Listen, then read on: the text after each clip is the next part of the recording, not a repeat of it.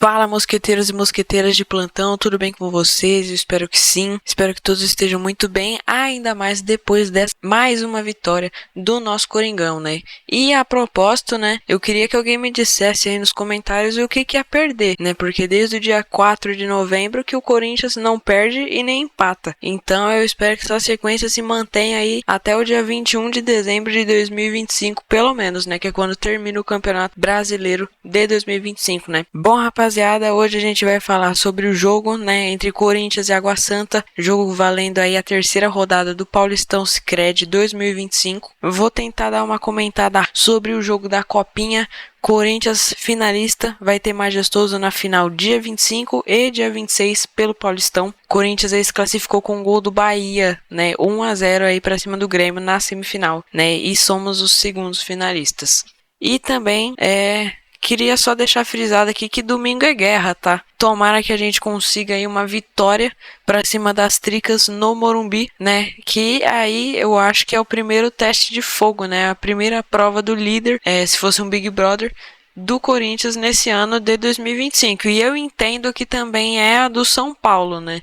É o primeiro clássico de ambos. O São Paulo teve a pré-temporada aí que enfrentou o Flamengo, né? Que é meio que um clássico assim. Mas enfim, o primeiro clássico de verdade entre os dois paulistas é agora, dia 26. E enfim, eu espero que o Corinthians possa se sair vitorioso nessa prova aí e se saia o líder, né? Porque eu acho que esse jogo pode definir muita coisa de como será o 2025 do Corinthians, o que a gente pode esperar, né? Como o Corinthians vai jogar contra essas equipes mais bem estruturadas, mais preparadas aí, né, que nem o São Paulo aí, que chegou com reforços como Enzo Dias e o Oscar, né. Mas bom, rapaziada, falando do que interessa, vamos lá, direto pro jogo. Corinthians e Água Santa se enfrentaram aí às 7h30 da noite pela terceira rodada do Campeonato Paulista, né? E o jogo ficou 2-1 para o Corinthians. É a terceira partida do Corinthians no Paulistão e é o terceiro resultado que acaba em 2-1. E enfim, não foram jogos contra clubes de grande expressão, né? Não teve nenhum clássico até então. E a gente venceu todos de apenas 2-1, né? Isso daí pode acender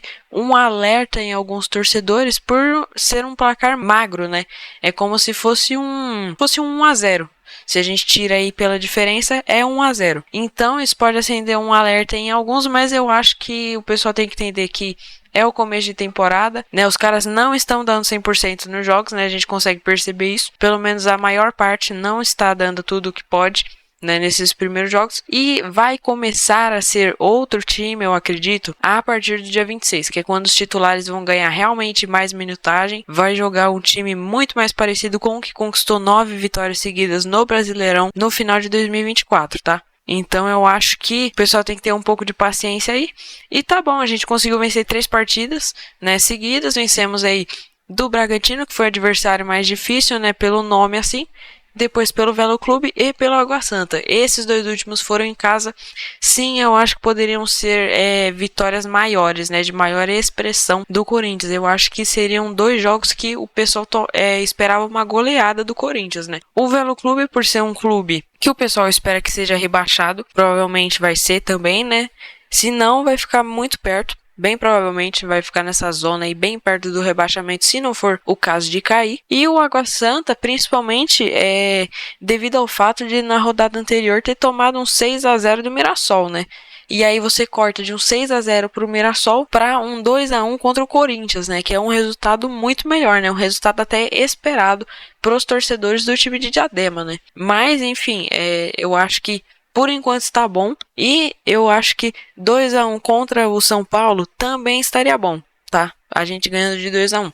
Depois tem que trabalhar isso aí, o time tem que melhorar, criar resultados maiores, né? Porque apesar de 1-0 ser uma vitória, não é muito bem o que a gente quer ver. Mas vamos lá. O jogo foi um jogo que aconteceu no primeiro tempo, tá? Os 3 gols do jogo ocorreram no primeiro tempo. O Corinthians abre o placar com o Alex Santana. No primeiro gol, o Alex Santana num escanteio, num bate-rebate ali, a bola sobrou para ele, e ele num toque de maestria ali, de calcanhar, ele faz a bola passar por debaixo das pernas do Igor Vinhas, né, que é o goleirão do Água Santa, que por algum motivo catou contra a gente pra caramba, né, que nem ele catou pra caramba no ano de 2023. Vale lembrar que o Água Santa já foi finalista, né, nesse mesmo ano de 2023, o Água Santa foi finalista e ganhou do Palmeiras no primeiro jogo, só foi goleado no segundo jogo lá no Allianz Parque, né. Bom, o jogo começa com esse gol, né, um gol antes dos 10 minutos. Então o Corinthians já abre o placar com o Alex Santana, o primeiro gol dele com a camisa do Timão, tá certo? Foi um gol bonito até, assim, né, o toque foi bonito, né? E a confusão do VAR foi o seguinte, né, porque se tivesse tocado, ele estava em posição que seria de impedimento, se a bola tivesse tocado em algum jogador do Corinthians antes de chegar nele, né?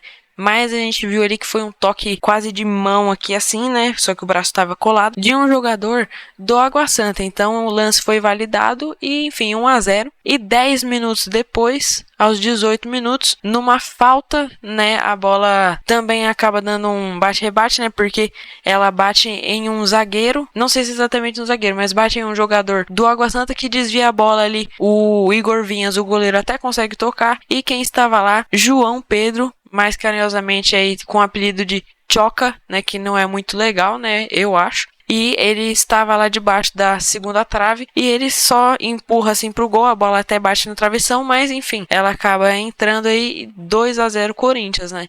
E aí, quando sai esse gol, eu pensei, vai ser mesmo uma goleada. Eu achei que realmente o Corinthians aí ia fazer 4-0 pra frente, em cima do Água Santa. Mas não foi bem isso que aconteceu, né? Porque, se eu não me engano, somente 5 minutos depois, o Netinho, camisa 8 do time de Diadema, simplesmente meteu uma paulada ali no canto esquerdo, né, do campo. Ali ele bate assim, um chute fortíssimo com a perna direita e o Charles não deu contato, né? O Charles ficou na dúvida se dava o contato aí nesse lance, resolveu não dar e o cara deu esse chutaço e, enfim, não deu pro Matheus Donelli, né? Ele pulou um pouco atrasado, parece, e eu vi muitos comentários falando de que era um gol muito defensável e falando aí sobre os erros do Matheus Donelli, né? A minha opinião sobre isso é o seguinte, eu acho que realmente era um gol defensável, só que temos que pensar, beleza, é um gol defensável, mas era um gol defensável pro nosso goleiro que estava em campo. Eu respeito muito o Matheus Donelli, fez até boas partidas, né, quando teve que atuar aí. Porém, ele infelizmente é muito chama-gol, né? Eu acho que não teve, 2 jogos dele, né, contando do ano passado pra cá, quando ele jogou aquele período ali depois do Carlos Miguel. Não teve, 2 jogos que ele jogou de titular que ele não tomou gol, né? Que ele deu um clean sheet, né, como é chamado lá, quando um goleiro faz um jogo sem tomar gols. Então, por algum motivo, é um goleiro que chama muito gol. Eu acho que talvez era defensável sim, se alguém pulasse antes, né, se ele pulasse antes, mas não sei se era um gol defensável pro Donelli, né, talvez pro Hugo Souza, né, mas não tem como saber, né, o Hugo Souza não jogou hoje, não estava nem no banco, mas eu vi uma notícia que provavelmente ele será o titular do Corinthians contra o São Paulo, né? Eu acho que o Matheus Donelli deve se sentir um pouco chateado, né? Porque ele joga alguns jogos só quando o titular não está podendo, né? É basicamente assim que é a carreira do Donelli no Corinthians. Realmente queria que ele desse certo, né? Até porque ele é cria da base, né? Um goleiro que está aqui desde o começo, assim, praticamente. Então eu queria muito, a gente sempre quer que os caras da base deem mais certo no nosso clube, né? Para que depois até possa gerar uma boa venda aí pros cofres do clube. Mas não foi bem isso que aconteceu e o Matheus Donelli aí acabou tomando esse gol. Então aí ficou 2-1 e o jogo se seguiu, apesar de muitas chances perdidas, assim se seguiu o jogo, né? Foi um jogo um pouco mediano, né? Tivemos muita chance, só que o goleiro dos caras, né, o Igor Vinhas, ele simplesmente virou o Manuel Neuer, que nem todos os goleiros viram quando se trata de um jogo contra o Corinthians, por algum motivo. O cara catou muito, e não tem como eu desmerecer o cara por isso, tá? Era papo, assim, de pelo menos 4-1, tá? Pelo menos 4-1, só com as defesas difíceis que ele fez, né? Contando defesas, assim, medianas também, pelo menos 5. 5-6-1 ali, 6-1, que é um placar bem legal, né? Se a gente repetir esse placar aí dia 26, seria muito legal, né? Não sei aí se vocês pegaram a referência. Mas bom, rapaziada, a minha nota para esse jogo é um jogo nota 5, tá? Porque o começo de jogo foi um começo aí nota 7, tá? Dá para considerar um jogo nota 7, talvez nota 8 aí, porque o Corinthians fez 2 gols em menos de 20 minutos. Porém, depois o time decaiu, né? Apesar de entrar com alguns titulares aí, principalmente no segundo tempo, muitas chances perdidas, o clube não conseguiu criar e até teve umas chances aí do Água Santa, né? Tentaram criar, mas não conseguiram. Ainda bem que a gente saiu com a vitória, tá? Porque chegou num ponto, quando o time não está jogando certo, que você pensa, caraca, vai empatar. E esse foi meu pensamento aí, numa chances aí, principalmente no final do jogo, né? Apesar do domínio da posse de bola ser nosso, aquela sensação de que os caras vão empatar e a gente vai perder a sequência, seguiu, tá? Então é um jogo nota 5, um jogo mediano, só que eu acho que poderia ser um jogo nota 6, mas não merece a nota 6 porque já é o terceiro jogo do time e eu acho que poderia ter criado muito mais, tá bom? Então, minha opinião sobre o jogo é isso. Eu esperava bem mais do Corinthians e eu espero que esse não seja o desempenho do time titular, que provavelmente será o time escalado pro dia 26 no Majestoso. Eu espero que seja um rendimento aí digno do jogo contra o Palmeiras ou de algum jogo aí das 9 vitórias seguidas, né? Exceto o jogo contra o Cuiabá, que foi feio demais, meu Deus do céu. Foi 1-0 com gol de pênalti do Memphis. Enfim, já fizemos a análise pós-jogo aí, a opinião basicamente é isso, né? Tivemos esses 3 lances aí que eu falei dos gols e basicamente só. O resto não dá pra ficar citando muito, né? Pedro Raul perdeu o gol, o Yuri acho que não, o Memphis perdeu o gol, mais jogadores perderam gol, tá? Muitos jogadores perderam gol nessa partida, tá? Então não vou lembrar mesmo. E bom, agora falando brevemente sobre a Copinha, o que aconteceu? O Corinthians hoje 5 da tarde jogou contra o Grêmio pela vaga na final da Copinha de 2025. Eu achava que a semifinal já estava bom para esse time, porque é um time que nem se compara, na minha opinião, ao time de 2024. Né, que foi campeão. Eu acho que é um time bem inferior, não tem muitos destaques. Muitas vezes a gente olha para o resultado do jogo, né? Se você vê os resultados do jogo dos jogos do Corinthians, ele teve tipo 3 partidas em que fez bastante gol. O resto foi tudo 0-0, aí perdeu, né? Tomou 2-0 do Santo André, aí é 0-0, 1-0, 1-0 e 1-0 de novo, que nem foi hoje, né? 1-0, gol do Bahia de cabeça ali, no escanteio também. Pelo visto, a bola parada está sendo um fundamento muito bem trabalhado no Corinthians, tanto na base, tanto no profissional. E isso é ótimo, tá? Isso é bom, porque a gente sofreu muito com bola parada, né? Quem lembra aí os jogos de 2023, né? Sofremos demais com esses lances de bola parada, né?